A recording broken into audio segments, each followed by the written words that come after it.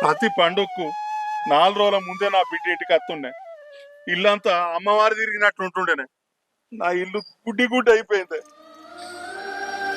నా అల్లుండి అన్నది లేదు, పోయింది లేదు. చిన్న చిన్న లొల్లికే నా బిడ్డ నా ఇంటికి తోలుతలేడు. ఈ పండుగ కన్నా నా బిడ్డ వస్తుందని ఈ పొలిమెట్ల కూర్చొని అట్నుంచి ఎలా వస్తుందో నా బిడ్డ ఇట్నుంచి ఎలా వస్తుందో అని చూసుకుంటా కూర్చున్నా. లింగన్న చూసుకుంటా కూర్చున్నా.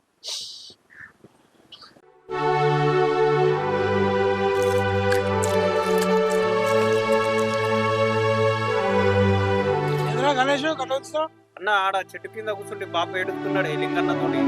ఏమైందో చూద్దాం బారా.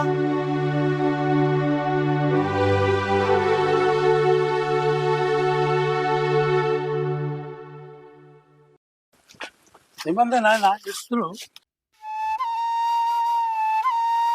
ఏడవకపోతే ఏమున్నదిరా?